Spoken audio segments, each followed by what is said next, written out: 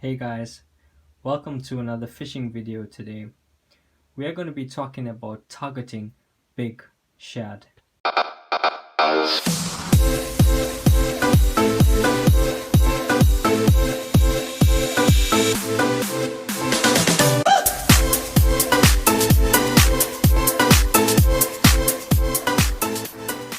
So I have a good spread on my table today, but I'm actually going to be focusing on building a shad trace that will accommodate for the bigger shad that is particularly caught off our KZN coastline during the month of September. And I have had some success in targeting these shad. So there are some specifics that I would like to go over today that will give you the advantage, especially when you hook one of these bigger shad.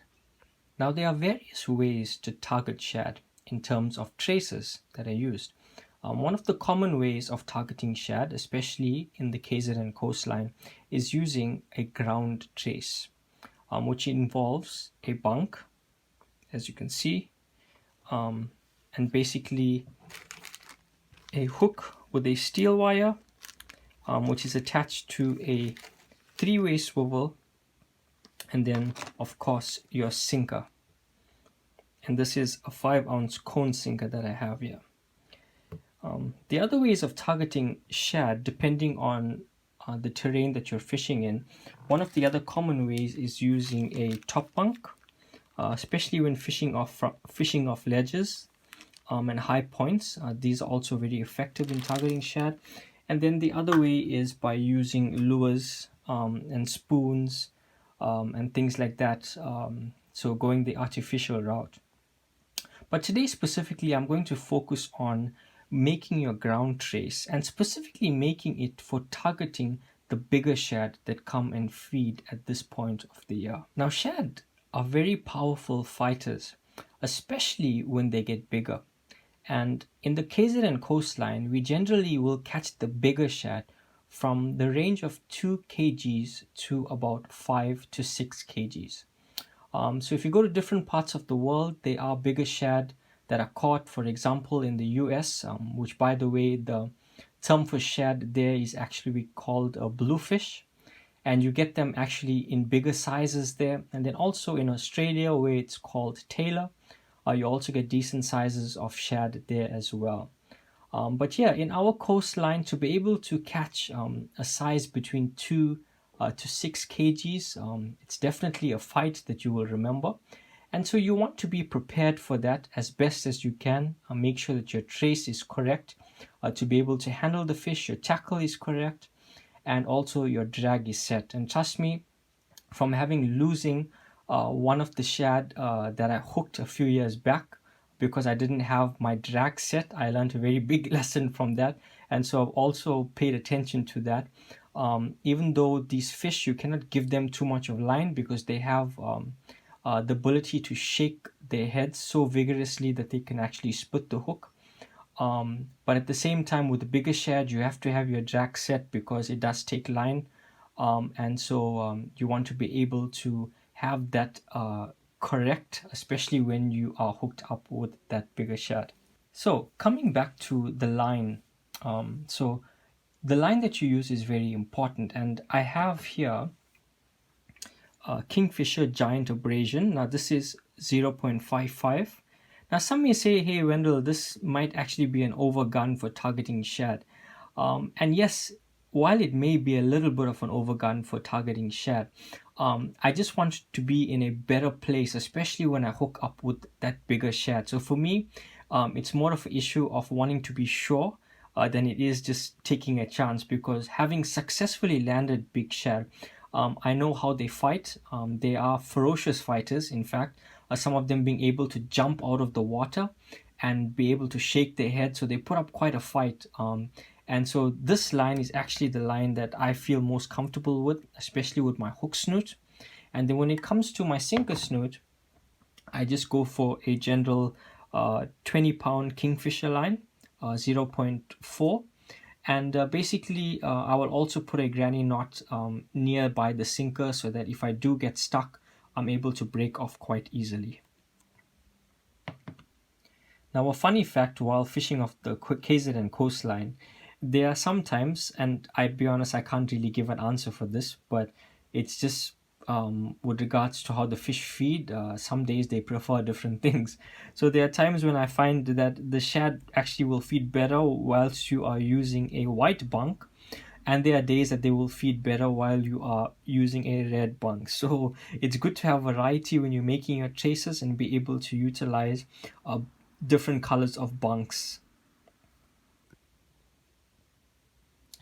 Okay, so this is a 5-0 hook, but it's a very specific hook. See, this is what we call a needlepoint, and it especially gives the angler an advantage when fishing for the shad because these hooks are very, very sharp. And to be able to hook the shad, you don't want to have situations where you miss, especially when I spoke earlier about how the shad shake their head. So this hook, once it gets him in, whether it's in the scissors or even a little bit deeper into the mouth, you know that the hook is not going to come out. So it's very good. And to be able to have a steel wire, so that will prevent the fish from actually coming up and biting you off. Especially with these bigger shad, if you give them too much of chance, they will even come up higher than the steel wire and bite off your nylon. So you want to make sure that this section is also long enough. Okay, so I'm actually going to start off with your sinker. So here I have a 3-way swivel, and there's a power swivel. It's a bigger size because I feel that it's a bit more durable and able to handle more pressure than the smaller ones. But like I mentioned earlier, I'm going to tie the sinker snout with 20-pound line. So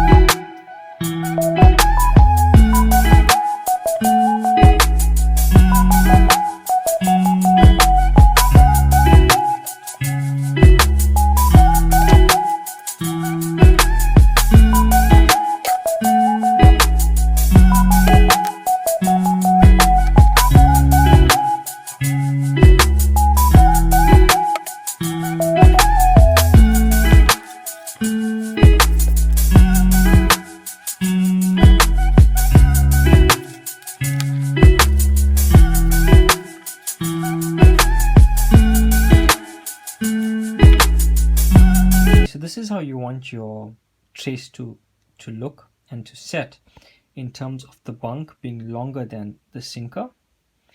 And then of course from your bunk your bait will go down to your hook. And if you look at how the ground trace looks in the water, this will basically obviously sink to the bottom of the seabed, and this will, because it has a bunk, will float up in the water, and that will create the ideal feeding condition for the shad to notice your bait and then of course come and be enticed to come and take a chomp at it. So definitely this is a trace that will be able to handle some of the bigger shad, and trust me, it's a prized possession when you do hook one of them. Many anglers go for decades without hooking a big shad, so if you have had that opportunity, that's really great. I know I've been fortunate to have that opportunity, but like I say guys, always be prepared because you never know when's going to be the day that you hook that bigger shad, depending on where you're fishing and what the conditions are. Okay guys, so that does it for building a shad trace to target the bigger shad.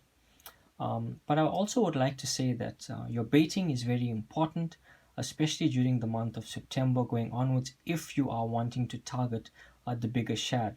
So taking that extra time and building a bait that will be able to entice the bigger shad is also very important.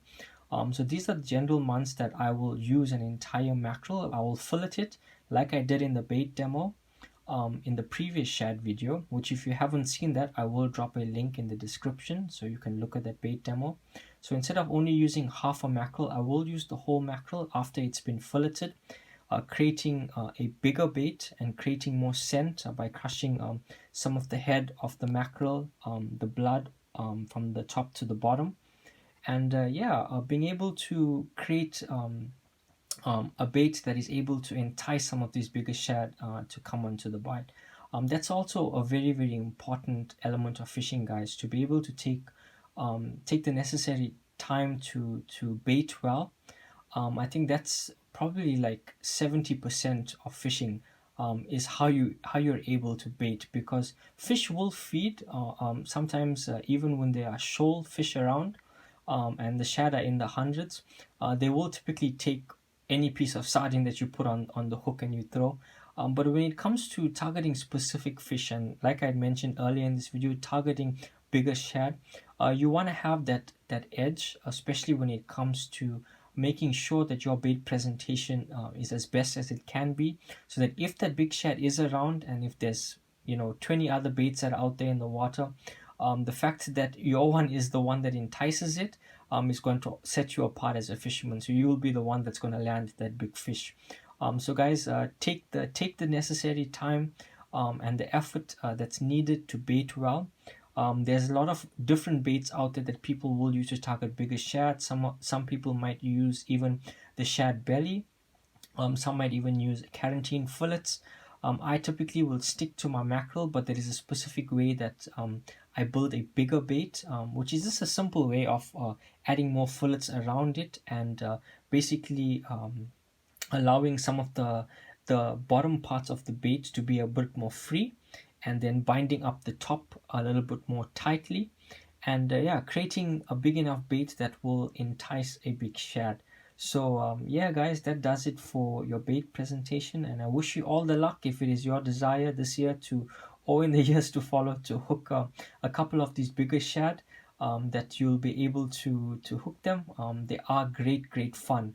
And yeah, so all of the best, guys, and until next time, don't forget to like, share, and subscribe to my channel for more content.